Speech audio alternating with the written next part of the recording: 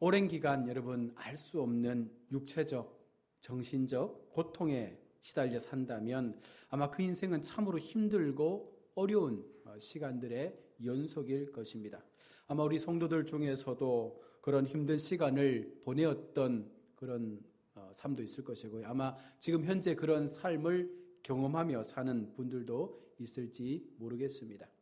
어쨌거나 인생은 순탄하지 않기 때문에 순간순간 맞닥뜨리는 수많은 고통과 아픔 속에서 내가 어떻게 이것을 이겨낼 것인가에 대하여 우리는 늘 고민하지 않습니까? 그런데 오늘 본문에서 하나님은요, 그런 어렵고 힘들었던 그 인생의 시간 속에 하나님께서 그분을 만나 주셨을 때에 그의 인생이 다시금 새롭게 바뀌어지는 놀라운 기적을 오늘 말씀은 보여주고 있습니다. 오늘 읽은 본문은요, 예수님께서 안식일에 18년 동안 귀신 들린 여자를 고쳐주는 이야기입니다. 그런데 덧붙여서 이 예수님의 기적의 사건을 통해서 안식일의 논쟁이 시작되어지는 이야기이기도 합니다. 이는 6장 1절과 11절에 이어 오늘 본장에서도 나오는 두 번째 안식일의 논쟁의 말씀입니다. 논쟁이라는 것은 어떤 그 관심사에 대한 싸움이거든요. 내가 가지고 있는 생각과 타인이 가지고 있는 생각이 다를 때에 우리는 그것을 가지고 논쟁을 하고 있는데, 오늘 예수님께서 가지고 있는 그 주일에 대한 생각, 그리고 회당장이 가지고 있는 주일에 대한 생각이 이제 차이가 난 것입니다. 그래서 이 이야기를 가지고 예수님이 무엇이 옳은지에 대하여 분명하게 말씀을 해주시고 있는 것이죠. 예수님께서는 오랫동안 사단의 영에 사로잡혀 있던 한 여인을 치료하시는 기적을 베풀어 주셨습니다. 그런데 이 여인이 고침을 받은 하나님의 긍휼을 입은 장소가 여러분 어디예요?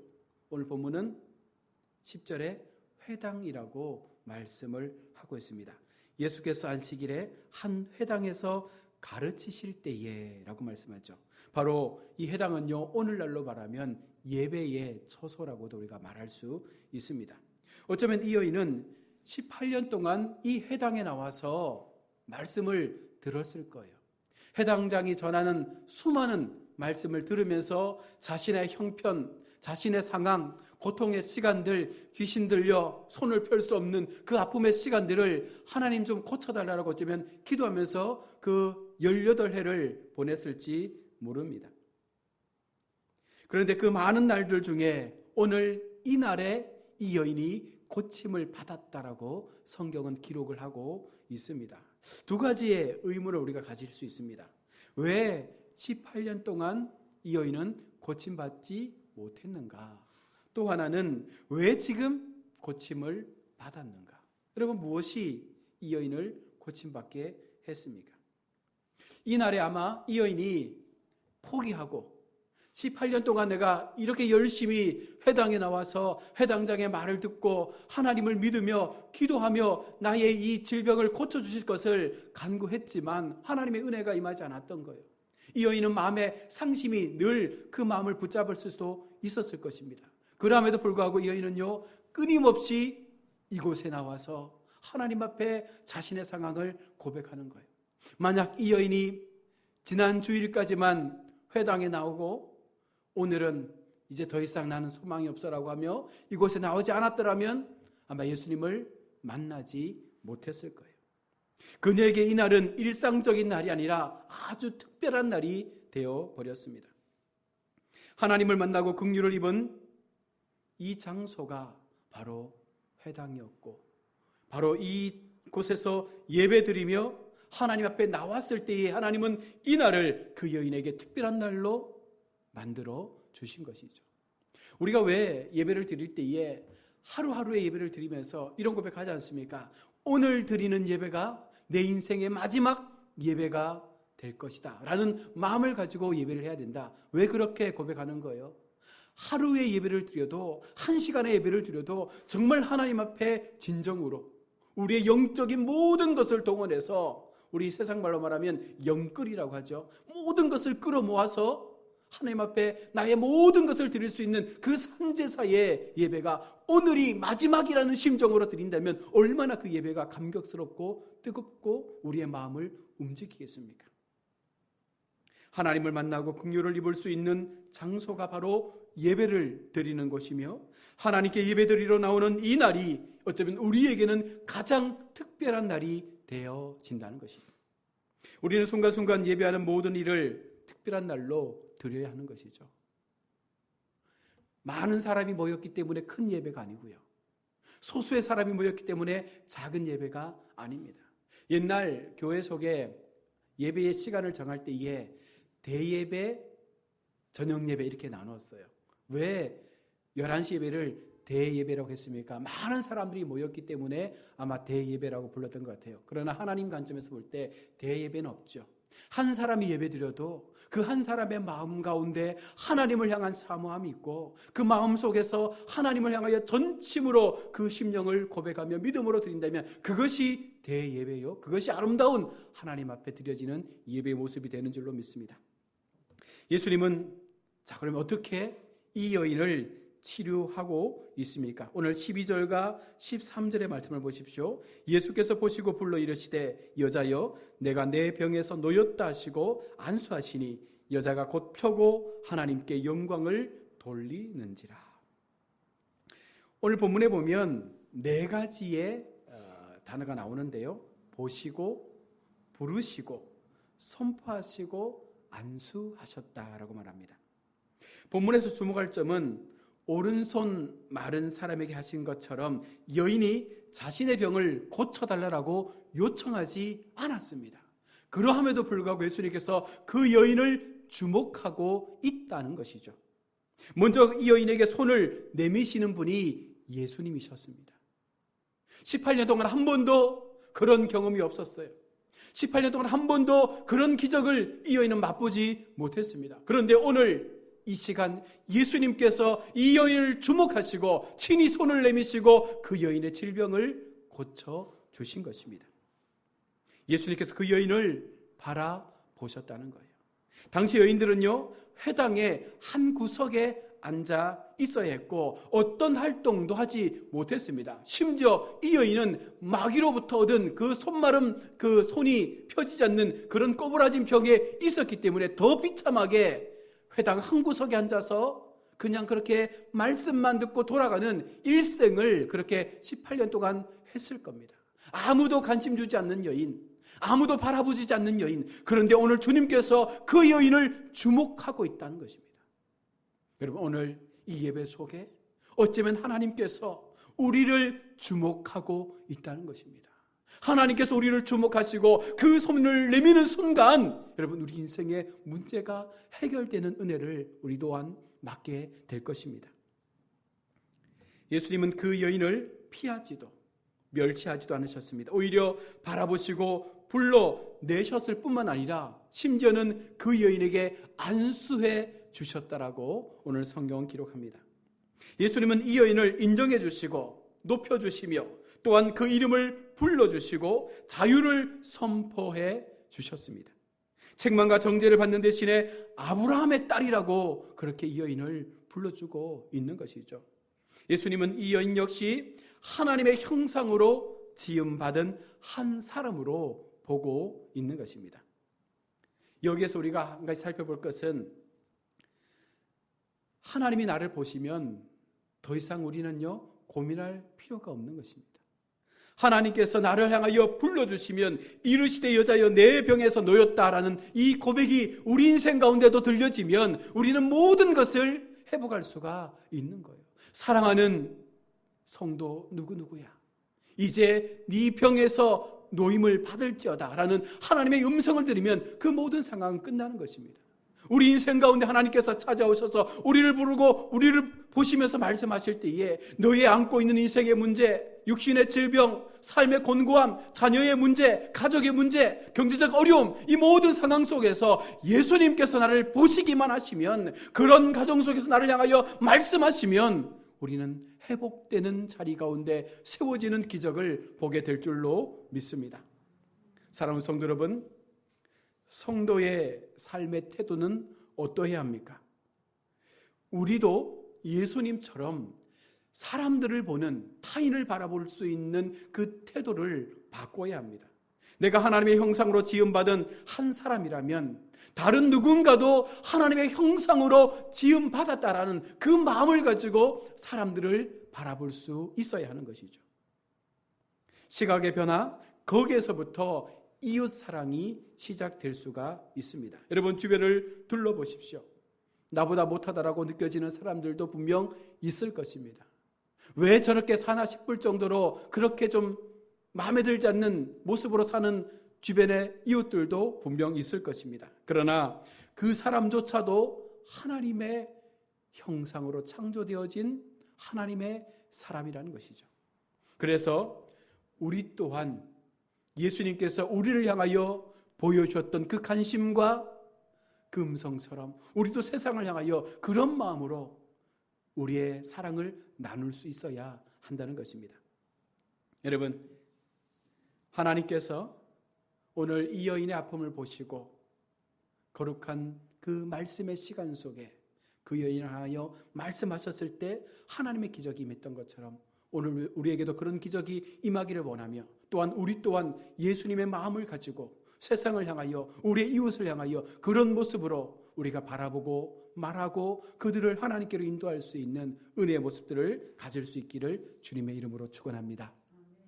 계속해서 예수님과 해당장이 생각하는 안식일의 차이에 대해서 오늘 성경은 말씀을 하고 있습니다. 14절에 보시면 해당장 예수께서 안식일에 병 고치시는 것을 분내어 무리에게 이르시되 일할 날이 엿새가 있으니 그동안에 와서 고침을 받을 것이요 안식일에는 일하지 말 것이니라 하거늘이라고 말합니다. 16절에서 예수님은요 그 해당장의 말에 대하여 반박하죠. 그러면 18해 동안 사탄에 매임 바 된 이 아브라함의 딸을 안식일에 이 매임에서 푸는 것이 합당하지 아니하냐. 자, 회당장의 생각과 예수님께서 말씀하시는 이 교훈 속에는 어떤 차이가 있겠습니까? 예수님은요 말씀합니다. 오늘 16절의 말씀처럼 안식일은 어떤 날이에요? 매임을 푸는 자유의 날이라는 것입니다. 여러분 우리가 이 주일을 생각할 때에 이 주일이 어떤 날입니까? 하나님을 만나는 날이잖아요. 하나님께서 우리를 만나고 싶다고 이 주일을 허락하신 거예요.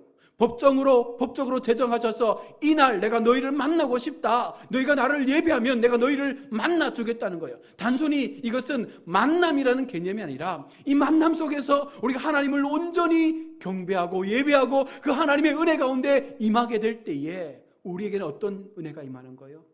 우리 속에 매여 있었던 모든 것이 주님의 말씀 앞에 자유함을 얻을 수 있는 기적적인 역사가 일어나게 된다는 거예요. 주님께서 함께 하시는 날, 주님께서 역사하시는 날, 주님께서 우리를 만나주시는 날, 이 날에 우리가 하나님을 예배할 때 우리의 모든 것들이 회복되어지는 그 경험들을 우리 모두가 함께 이뤄갈 수 있기를 축복합니다. 여러분 그러나 해당장은요 이 안식일을 어떻게 구분하고 있습니까? 할 일과 하지 말아야 될 일로 구분하고 있는 거예요. 그들 스스로가 이 안식일에는 이것은 해야 되고 이것은 하지 말아야 된다라고 스스로의 법을 만들어 놓고 그렇게 스스로를 옥죄고 있는 것입니다. 그는 율법의 본질을 깨닫지 못하고 자신들에게 편리한 대로 적용시키고 타인에게는 정말 잔인할 정도로 편협하게 그 법을 적용하고 있는 거예요. 우리 요즘 정치권에 들리는 이야기 있지 않습니까? 내로남불. 내가 하면 로맨스, 남이 하면 불륜이라는 것처럼 이 회당장에 포함된 많은 사람들은요 자신들에게 좋은 쪽으로 법을 만들어서 그것을 안식일의 법이라고 이야기하면서 많은 사람들을 고통스럽게 했다는 것입니다. 예배란 여러분 주일이란 바로 자유가 주어지는 날이죠. 하나님 앞에 우리에게 허락되어진 그 믿음의 역사를 통하여 세상 가운데 힘들었던, 세상 가운데 정말 고단하게 살았던 그 인생들을 오늘 이 한 시간의 예배를 통하여 하나님 앞에 고백하고 그 하나님의 은혜 앞에 내 신앙의 양심이 열려지고 내 마음속에 있었던 그 모든 답답함들을 하나님 앞에 고백할 때에 하나님께서 말씀하시지 않습니까? 그래, 내가 네 마음을 안다. 내가 너의 삶을 안다. 내가 너를 고쳐줄게. 여러분, 이 음성이 들려지는 순간 우리에게도요, 자유가 선포되어지는 줄로 믿습니다. 안식일은 사람의 속박에 있는 것이 아니라 진정한 삶을 누리며 샬롬의 은혜를 누린다는 것을 우리는 분명 기억해야 하는 것이죠. 주일날 예배하고도, 주일날 하나님 앞에 우리의 마음을 고백하고도 여전히 돌아가는 우리의 발걸음이 무겁고 우리의 마음에 여전한 그 인생의 고통을 가지고 그렇게 살아가야 된다면 어쩌면 우리가 드려지고 있는 이 예배가 무언가 문제가 있는 것이 아니겠습니까? 회당장의 생각처럼 안식일은 이렇게 해야 돼라는 그런 마음을 가지고 우리 스스로 법을 만들어 그렇게 예수님께서 말씀하시는 그 자유를 우리 스스로가 놓치고 있지 않습니까? 많은 교회들마다 안식일에 대해서, 특별히 오늘날 주일에 대해서 기준을 많이 가지고 있지 않습니까? 옛날엔 더 심했잖아요. 안식일에는 돈도 써도 안 되고 힘든 일도 해도 안 되고, 그래서 이것 때문에 많이 젊은 분들과 또 연세가 있는 좀 신앙적으로 좀 완고한 분들이 좀 싸움도 많이 했습니다. 아이들 간식 사는 문제, 주일날 뭐 배달시켜 먹는 문제. 그런데 여러분 어떻게 생각하세요? 주일날 주일학교 아이들에게 간식 사는 것이 안식일을, 주일을 범하는 것입니까? 예수님께서 말씀하시는 것은 인간이 가지고 있는 그 한계 속에서 그 안식일의 법을 제한하는 것이 아니라 이것이 하나님께 영광이 된다면, 이것이 하나님 앞에 거룩한 예배를 이루어가는데 도움이 된다면 그것은 써야 되죠. 만약에 그렇게 따진다면 멀리서 오시는 분들은요, 버스 타시면 안 되죠. 택시도 타면 안 되죠. 왜? 돈을 쓰는 것이니까. 내가 하나님을 예배하는 것에 대하여 이것이 온전하다고 생각하고 이것을 통하여 하나님께서 기쁘시게 예배를 받으실 수 있다면 여러분, 그렇게 쓰는 돈들, 그렇게 쓰는 물질은요, 가능하다라고 우리가 봐야 되지 않겠습니까? 지금 회당장은요, 그렇게 기준을 만들어 놓는 거예요. 내가 할 수 있는 것에 대해서는 안식일 해도 되지만 나에게 불이익이 되면 이것을 안식일의 법으로 규정해서 못하게 하는 거예요. 이것은 굉장히 편협한 인간의 생각인 것이죠. 하나님 나라는요, 모두에게 공평하게 주어진 하나님의 선물입니다. 하지만 해당장은 비겁하게 그들 자신이 만든 법 뒤에 숨어서 그것을 가지고 하나님의 주신 그 사랑의 율법을 회피해 버린 것입니다. 하나님의 사랑이 눈앞에 뻔히 보임에도 불구하고 그것을 숨겨버리고 자신들의 법만을 가지고 많은 사람들을 더 힘들게 했던 잘못된 그 회당장의 모습 속에서 어쩌면 우리의 모습들을 보지 않습니까? 우리가 교회 속에서 주일을 보낼 때에 이 주일을 어떻게 보내야 돼라는 그 기준들이 우리에게도 있잖아요. 내가 생각하고 있는 주일의 개념이 있지 않습니까? 그것을 가지고 남들에게 그것을 강요하지 않습니까? 주일은 이렇게 보내는 것이 맞아. 주일은 이렇게 보내는 것이 하나님께서 원하시는 것이야. 그런데 그 모든 생각들을 좀 우리가 정리해 보면 그 하나님께서 말씀하시는 생각이 아니라 우리의 생각이었다는 것입니다. 영적 무지는요, 하나님의 뜻과 전혀 무관한 행동을 하게 된다는 것입니다. 그러면서도 마치 자신의 생각과 행동이 옳다라고 주장하는 심각한 범죄에 빠질 수밖에 없는 것입니다. 여인은 육신의 질병으로 꼬부라져 있었지만 그는 영적 질병으로 꼬부라져 있는 거예요. 회당장은 많은 사람들에게 존경받는 자리에 세워져서 날마다 그 회당장에서 말씀을 전하는 사람으로 세워졌지만 그는요, 영적인 질병에 사로잡혀 있었던 사람인 것입니다. 우리도 우리의 삶의 이 현장 속에서 하나님의 말씀을 나와 타인에게 달리 적용하지 않습니까? 내가 믿는 것이 옳다라고 믿으며 남들이 믿는 방식에 대하여 우리가 질타하고 그것을 고칠 것을 말하지 않습니까? 이 이중적인 모습이 바로 외식하는 우리의 신앙의 모습이 아니겠습니까? 오늘 성경은 우리 가운데 분명히 말씀합니다. 왜 예수님께서 안식일에 이 여인을 고쳐주셨는가? 무엇이 안식일의 진정한 바른 예배의 모습인가? 여러분, 교회 안에도 귀신이 있어요. 그렇죠? 이 여인은 귀신으로 인해서 18년 동안 그 병을 가지고 살았던 사람입니다. 18년 동안 그 여인은 계속해서 그 회당에 나와서 하나님을 향하여 예배했을 거예요. 그 여인이 나왔다는 것은 그 여인의 몸속에 있는 귀신도 함께 그곳에 나온 것입니다. 아무리 오래 교회를 다녀도 중요한 것은 예수님께서 만나주지 않으면, 우리가 예수님을 만날 수 없으면 어떤 회복도 일어나지 않는다는 거예요. 계속해서 그 귀신과 더불어 고통의 시간들을 보내야 한다는 것입니다. 우리의 모습은 어떠합니까? 나는 하나님의 성령의 임재 속에서 하나님이 기뻐하시는 거룩한 주일을 보내고 있습니까? 아니면 예수님을 만나지 못해서 여전히 내 속에 들어와 있는 모든 악함과 더러움과 분냄과 성냄과 그런 사단의 어떤 모습 속에서 하나님을 향하여 예배한다라는 그런 이중적 모습을 보이며 살고 있습니까? 17절입니다. 예수께서 이 말씀을 하심에 모든 반대하는 자들은 부끄러워하고 온 무리는 그가 하시는 모든 영광스러운 일을 기뻐하니라. 한 무리는 부끄러워하고 한 무리는 기뻐하고 있습니다. 무엇의 차이겠습니까? 왜 그들은 부끄러워할까요? 왜 해당장과 해당장을 옹호하는 사람들은 예수님의 이와 같은 행동과 말씀 앞에 부끄러워할까요? 여기서 부끄러워한다는 것은요, 하나님을 향한 분냄이라고 주석은 기록하고 있습니다. 그들 속에 화가 나는 거예요. 하나님께서 그렇게 이 여인을 고쳐주신 것에 대해서 수많은 군중들이 환호하고 하나님께 영광을 올려드릴 때에 이들은 자신이 만들어 놓은 그 법을 예수님께서 깨트렸다는 것 때문에 하나님의 역사가 우선이 아니라 자신들이 수치를 당했다는 그것 때문에 오히려 예수님을 향하여 분을 내고 있는 어리석은 인생의 모습을 보여주고 있는 것이죠. 교회 속에 이런 일들이 많이 일어나고 있습니다. 하나님의 일을 행할 때에, 교회 속에 예배할 때에 우리 마음속에 내 마음에 탐탁지 않으면 우리 어떻게 해요? 화내지 않습니까?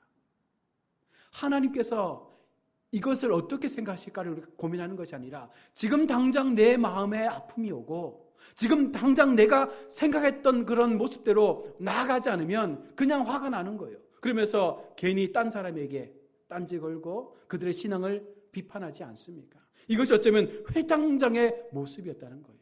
오늘 우리의 모습이 그런 회당장의 모습처럼 그렇게 교회 속에 비춰질 수도 있다는 것입니다. 그러나 반면에 온 무리는 그가 하시는 모든 영광스러운 일을 기뻐하니라. 온전한 하나님을 고백하는 사람들, 온전한 하나님을 만나는 사람들, 이 18년 동안의 긴 세월 동안 그가 고통 속에 살았을지라도 하나님을 온전히 만났을 때에 그 속에 기쁨이 있던 것처럼 바로 하나님을 그렇게 고백하고 만나는 사람들은요, 그 하나님의 은혜 앞에 기뻐할 수밖에 없는 것이죠. 여러분, 오늘 이 주일이 여러분에게 삶의 기쁨이 됩니까? 내가 하나님 앞에 예배하는 그 마음이 나의 삶 속에 기쁨으로 다가오십니까? 날마다 주일마다 하나님 앞에 나오는 그 걸음걸음들이 나를 설레게 하고 나를 들뜨게 하고 정말 하나님 만나는 것이 너무 좋다라는 그 기쁨의 감격으로 인해서 주일에 나오는 그 발걸음이 나를 소망으로 이끄는 걸음이라고 생각하며 그렇게 즐겁게 여러분 나오십니까? 아니면 오늘도 주일 목사님한테 가서 눈도장 찍고 성도들 얼굴 보여주고 와야 된다라는 그런 의무감으로 나오셨습니까? 하나님은요, 분명히 말씀하시죠. 우리의 마음이 준비되어지고 우리가 하나님 앞에 나왔던 그 삶의 모습들이 쌓여져 갈 때에 어느 순간 하나님께서 이 여인을 만나 주셨던 것처럼 우리를 만나 주실 그때가 있다는 거예요. 그래서 우리는 한 번의 예배를 드려도 그날 이 날이 특별한 하나님의 날이 될 것임을 우리가 믿으며 소중하게 예배의 시간을 우리가 채워가게 되는 줄로 믿습니다.